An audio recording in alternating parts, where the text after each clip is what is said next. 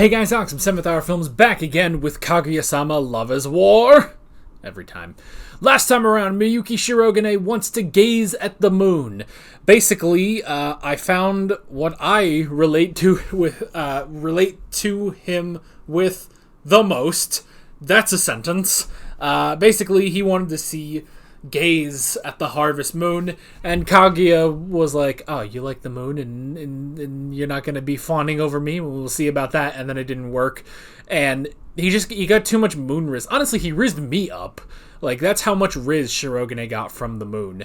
So yeah, we then had the 67th Student Council. It was the end of the Student Council as they packed up, and the council was dissolved, and Shirogane was no longer the president, and Kaguya doesn't want to say it. There it is. Sorry, hard to read. Basically, now that Shirogane is no longer the president, Kaguya has trouble calling him Shirogane or even Miyuki. Something that is not difficult for both Fujiwara and Ishigami. But anyway, at the end, she asks Shirogane to be the president again, which he wasn't going to do, but he had the form filled out in case she said so. If you heard that, that's the dog. He found a scent, probably a squirrel, and now he is pursuing it at full tilt. So, he's good. Anywho, so that was pretty much that. It was a great episode, and I'm curious to see where we're going now. So let's go ahead and jump right into this episode of Kaguya-Sama Love is War. Let's get going. Also, links in the description. Reaction down in the description and in the pinned comment for your viewing pleasure. So let's get going.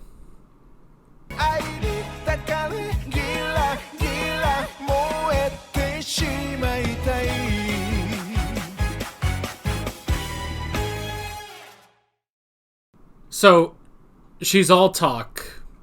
She's all talk, and what she actually brings in her campaign is terrible for the overall common good. This does sound like a presidential election. Meanwhile, the other guy is doing nothing. I don't want to say that the two of them are very similar to perhaps a recent election in the United States. Perhaps so recent that it technically hasn't happened yet, and we're still in the election season. And I don't want to say that because that's just every election in the history of the world. So, it's like, I actually don't want it to come across like I'm being like, well, this looks familiar. It's like, yeah, it looks familiar because that's just how elections are. Because in all of that, you have to remember, it's like, well, Kaguya is helping Shirogane. Therefore, I know that Hayasaka put on an act. I just love Hayasaka so much. And I know because it's like, all of that was just an act. Her specifically working Shirogane, but even just her regular self, I just love her. She's just so great. I love because she's the voice of reason. Like she's also ridiculous, this clearly spy or ninja that she is. But at the same time, it's like, she's the character in the story that points out the entire problem with the story. And I feel like that is a thing that could be hard to do, But I like that it's like, no, you understand her, but you also get... You want to see the story continue. But at the same time, you're just watching her as it's like, just... It doesn't have to be this way, I like, though, she points out, no, she never said it would be easy to swoo Shirogane, Swoo's not a word, is it? It's woo or sway, and I created swoo. Oh, well. It's not easy to get him, She knew that would be the outcome, but her pride was on the line. And, you know, her at the end of that was exactly the same that Kaguya gets when Kaguya gets frustrated, you know? She gets frustrated, and, you know, she throws this, like, tantrum, basically, and Hayasaka's generally there to, like, comfort her, but now it's the other way around. But Hayasaka never said it would be easy. It's just that it's like, it's the path of most resistance, you know? It's the path of most resistance. And the only reason that she says that Kaguya could just, you know, confess and everything would be fine is because she knows that Shirogane reciprocates those feelings, you know? Like, you can't just have any cute girl go over and, you know, woo him because he already has feelings for someone. It doesn't work like that, you know? That's the thing. Kaguya has the most advantage of any girl trying to get Shirogane, but she doesn't take the advantage, you know? She doesn't take it. She doesn't... If she confessed, he would reciprocate, and that would just be the end of it, you know? Even he, you know, in that moment in the second story, was like, maybe I should. Maybe I just need to confess. Maybe it would be better this way. Of course, it's still not easy. It's still not easy to confess, but the two of them take the path of most resistance. And that's what Hayasaka is talking about, is that you don't have to take the path of most resistance, you know? Like, you're not thinking about this properly. And even with Hayasaka's, I'll be honest, vain attempts at getting him, it's just, it doesn't work. And they were vain attempts, you know? She appealed to his mind, his heart, and his dick, you know? That's the thing. You know? And even with all of that, didn't work. Did not work.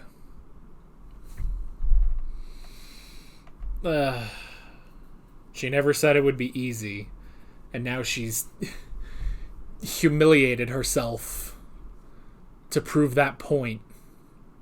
I don't know. At least, you know, when I started this show, I thought, because I had only, you know, just seen a couple images of the characters, I thought that this show would be a love triangle, you know, that it would be Kaguya and someone else fighting for Shirogane, and that's not what it was.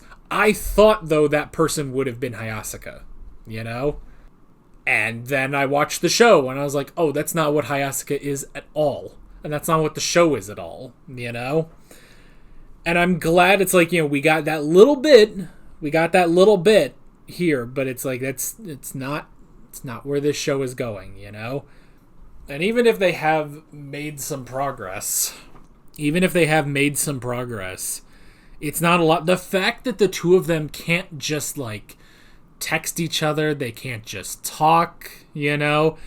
The fact that Hayasaka had to go burst into that room filled with what seemed to be 10,000 students and loudly say, hey, Shirogane wants to talk to you, you know? Because it's like, oh, well, without the student council, they don't talk to each other anymore. Meanwhile, they show, like, oh, Kaguya walks by and they see each other, but they don't talk to each other.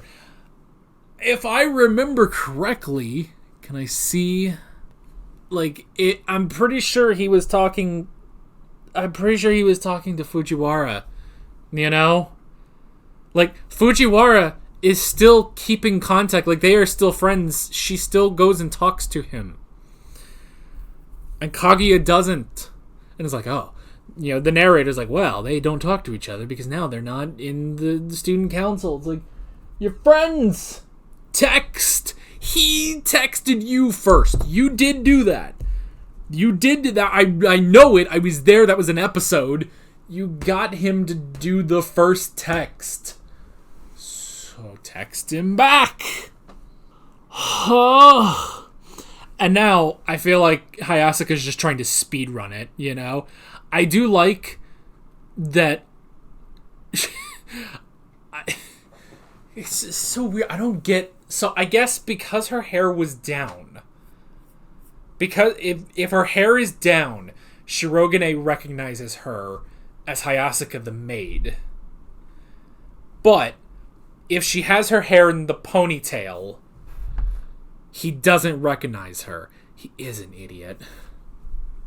I mean... I don't know.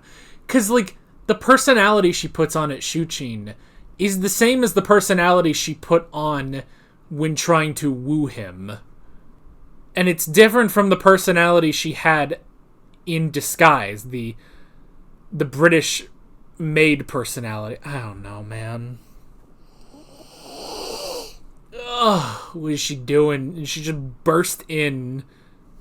And it's like, I just assume she's trying to fast track it now. Like, all right, you know, it's not easy. Maybe she's just doing... Now she's like, all right, you won't make the first move, you bitch? Fine, I'll make the first move for you. She almost had it. She almost had it. He almost did it. He almost confessed, but he chickened out. But even still, like, this is progress, I guess, because she was like, oh, you know, to answer all of your questions. Yes. It's like, man, all of his questions? That could be a lot of questions. You don't know what you just signed. It's just a blank check. And then Miko. And then there's Miko. Miko. She's intense. I mean, here's the thing. He should not have trouble with Miko. Because when it's like, oh, she's a really intense girl. It's like, Shirogane, you deal with an intense girl every fucking day of your life. No woman should, or man, no one should be a challenge to you after dealing for so long with Kaguya-Shinomiya. But then again, he's also an idiot. And he's resting on his laurels.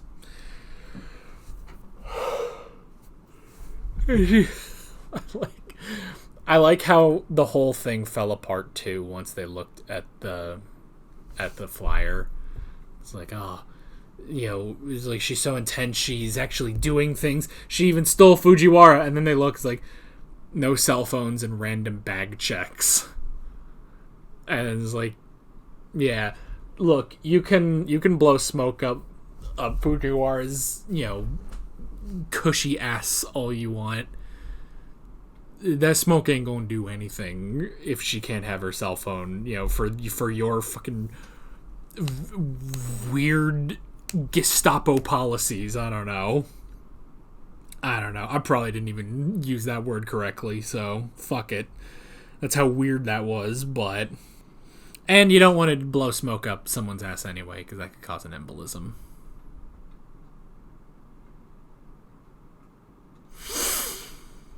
And with all of that being said, I'm Alex from 7th Hour Films, and I will see you guys next time. Take care.